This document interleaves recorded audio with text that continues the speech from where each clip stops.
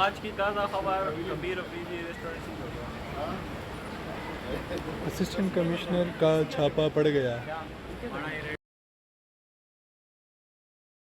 बिस्मिल्लाहिर्रहमानिर्रहीम। मलगरो Kabir hotel and restaurant कम چې یو میاش لا شوی نه د چې کولاو شوی دی، نن حکومت هغه سیل کو او هغه کم کاروبار چې و هغه بند کو. اخر څه وجه داسې مخې ته رااله چې حکومت په دې باندې مجبور شو. او تاسو په دې ویډیو کې هم وکاته چې په یو ګڼ شمیر باندې کم پولیس هلکار چې دی هغه لاړو په هغه باندې چاپه واله او د هغې په نتیجه کې هغه هوټل سیل کو.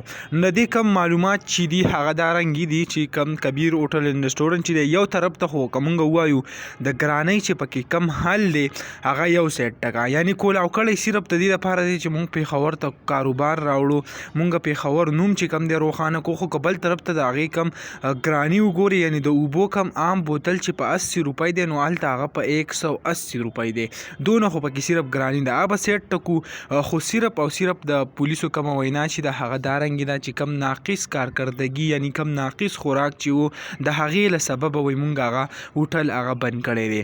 نو ډېر زیات یو افسوسناک خبر به ورته هم وایو، ځکه چې کبیر په دونه زیاتې خرچې وکړي، هغې پې کومه خپله سرمایه چې د هغه ولګوله، حکومت لاړو هغه هم ډېر زیات په ګڼ شمیر کې د هغې د یو پریشر دپاره او هغه هوټل یې سیل کو. نو ډېر زیات یو افسوسناک، ځکه حکومت له دا په کار نو ځکه د هغې کم خوراک کم سیستم چې دی خو که مونږ د دې نورو هوټلو په نسبت سره وګورو نو هغه ډېر زیات صفایي سوتره کې کم ډېر زیات ښه دی. خو بلکې حکومت هغه هم اوس کیدی نشي چې آیا د چا لاس پکې دی، د چا څه سفارش څه شوي دي او دا هوټل بند کړی شوی دی، د هغې به بیا وروستو پته لګي. دغه لنډه شان ویډیو به تاسو سره شریک کوله، امید لرم ویډیو به مو خوښه شوي. که ویډیو مو خوښه شوي ویډیو لایک کړئ او که زموږ په چینل نوي یې چینل سبسکرایب کړئ د داسې نور ویډیوګانو لپاره.